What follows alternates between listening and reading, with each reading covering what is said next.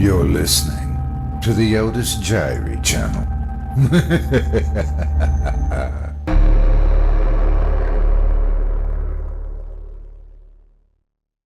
The Dauphin County Horror by Dave Stancliff. Performed by Otis Diary. Harrisburg, Pennsylvania, 1981. People began disappearing in the fall of 1979. Not long after, the 3 Mile Island accident happened on March 28th. The partial meltdown in reactor number 2 of 3 Mile Island Nuclear Generating Station, TMI-2, in Dauphin County caused widespread panic, locally and nationally. Despite company denials, radioactive gases and radioactive iodine were released into the environment. Nuclear agency experts assured the public there was no lasting damage done. The radioactive gases that escaped would soon dissipate, they told Dauphin County and Harrisburg residents. The incident was rated a 5 on the 7-point International Nuclear Event Scale, accident with wider consequences. It wasn't long before residents in Dauphin County reported seeing strange things in the woods in the aftermath of that accident. Strange lights and colors. A local farmer disappeared without a trace, leaving behind a bewildered family.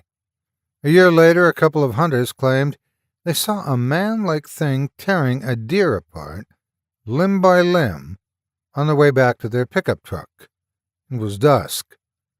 When asked by friends at a bar afterwards why they didn't shoot the thing, both men said they didn't want to take the chance of killing a man. It was hard to make the figure out.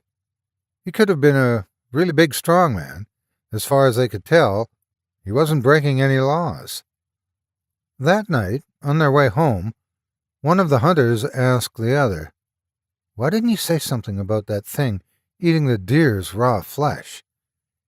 How it tore pieces of meat off the legs with its bare teeth."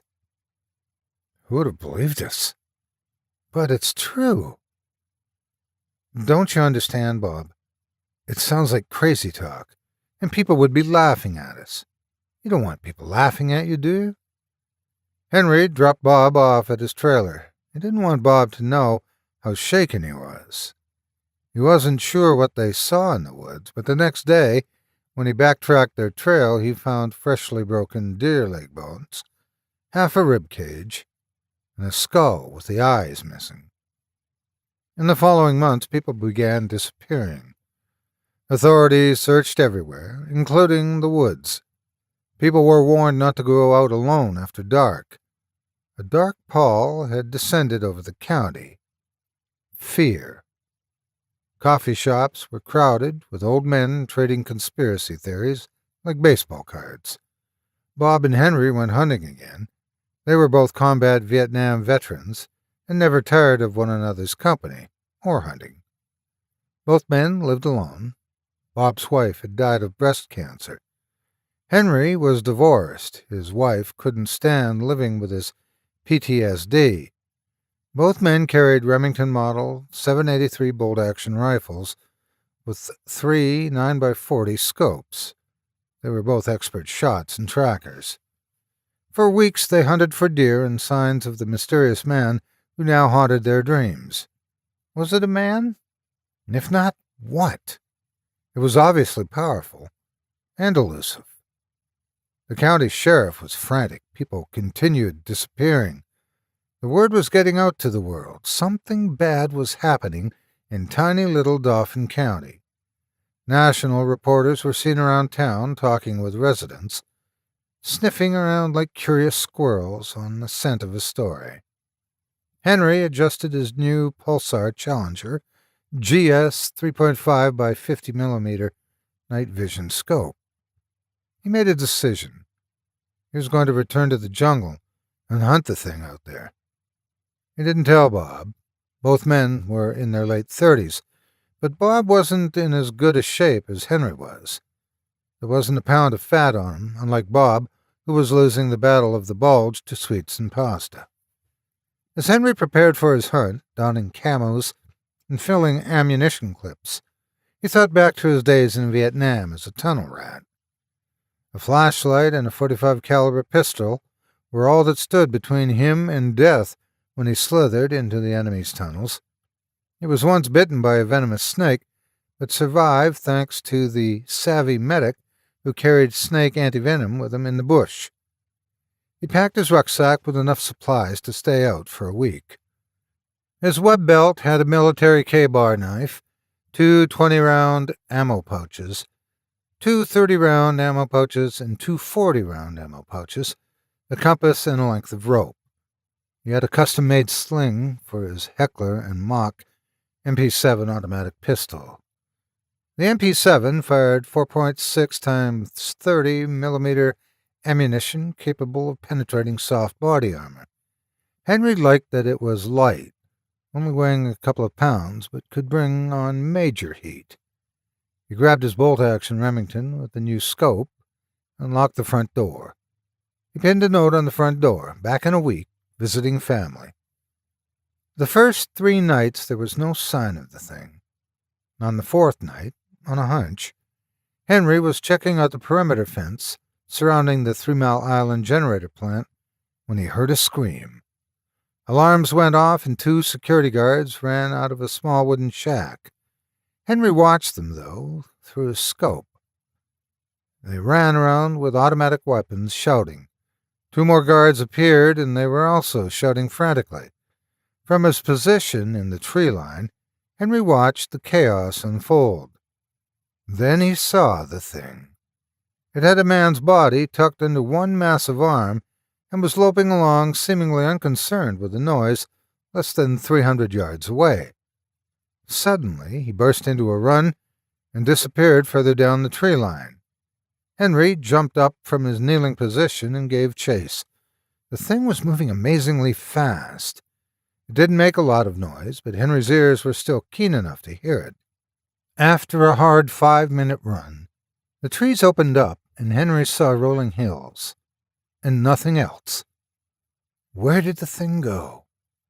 He felt exposed out in the open on a full moon that caused shadows to appear everywhere. Henry went back to the tree line and climbed halfway up a tall spruce. He picked a sturdy branch to sit on and lashed himself to the tree. He slept soundly, dreaming about a large underground complex he discovered in Cambodia in 1970. The next day, Henry walked around the hills looking for tracks and tunnels. It was well into the afternoon when he discovered a well-hidden cave that was big enough to stand upright in. The charnel house smell told him dead things were inside. He loosened his MP7 and popped a 40-round loader into the gun. Turning the LED light on his helmet to bright, he cautiously stepped into the dark interior. Minutes ticked by. At one point, the cave branched off to the left before continuing on in a straight line. Henry checked out the new opening and discovered mutilated human bodies inside. Skulls and rotted flesh in piles, broken bones, gnawed-on bones, flies and maggots, scraps of torn clothing clinging to headless torsos. This is where the missing people were, butchered and forgotten. As Henry took in the horror, his sense of survival kicked in when he heard a noise from within inside the cave. Something was grunting and growling. "It's not Charlie out there, good buddy," he murmured to no one. His best offense is a good offense, Henry used to tell his friends. No more thinking, time to act. Henry stepped out into the main tunnel and fired quick bursts in both directions. The shots thundered through the tunnels. No sign of the thing. Only the scent of gunpowder. He popped the loader out and replaced it with another 40-rounder. It was time to get out of the tunnel. It took him longer than he thought. He wasn't out of the putrid tunnel until nightfall. Instinctively, getting out in the open, Henry trotted over to the edge of the forest. He reslung his MP7 and unhitched the sling holding the Remington bolt action. He held the rifle up and peered through the night scope, waiting for the thing to appear. It troubled Henry that he didn't know what the thing looked like, or what it was. It was best to know your enemy. He learned to never underestimate the North Vietnamese and the Viet Cong. To do so could mean your life. The more you knew, the better. Hours later, he spotted movement on a nearby hilltop. He focused the scope and found himself staring at the thing's face. It might have been a man's face once, but the grotesque thing he saw in the crosshairs was so misshapen it was unrecognizable as any known animal. He squeezed the trigger on his Remington. The shot caught the thing near one of its uneven eyes. It looked startled at the impact, but didn't fall down. Instead, it turned in his direction and charged. He fired the Remington one more time and dropped it while grabbing the MP7. In one motion, he popped a 30-round clip in it and fired away. The full burst only slowed the thing down. He tried to pop another clip in when the thing slammed into him, sending him violently backwards. The MP7 flew out of his hands as he fell. Without thinking, he drew his K-bar and staggered to his feet. His nose was bleeding profusely as the thing drew itself up. It was an abomination of a man, a hideous reminder of the perils of radiation and body transformation.